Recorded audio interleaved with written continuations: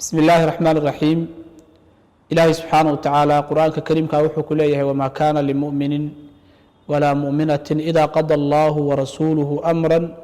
أن يكون لهم الخيرة من أمرهم هدي إلهي وحكم أبو الله سبحانه وتعالى قف مؤمنه ننأه يقف مؤمنه ضمرأه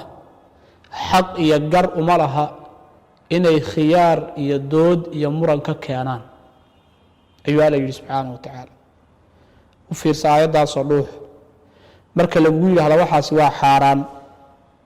marka lagu yiraahdo waxaas waa kugu waajib marka lagu yiraahdo waxaas diin ahaan kuma haboono kuma fiicna marka lagu yiraahdo diin ahaan sidaas ku fiican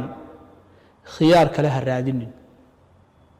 maslaxadaad iyo dantaad meeshay ku jirto ilaahayga weyn ee waahidka baa og wax walba la inaga xarimay oo ilaahay inoo diiday waxa ilaahay inooga xarimo inoogu diiday waayo dib buu inagu yahay adduunkeena ama aakhiradeenna wax walba ilaahay inagu waajibiyay oo ilaahay inoo dirayna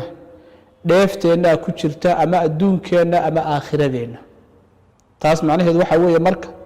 qofka muslimka ah inuu mar walba hortiisa dhigo ilaahay baa sidaan yiri hadal laga soo celiyaa ma jirto ilaahay baa sidaan diiday war dambo ka laabani ma jiro ilaahay baa waxa xaraameeyay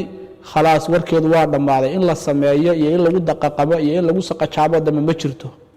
ilaahay baa sidaan ii diray sam'an wa ta'an ilaahay waan maqlay waan ka yeelay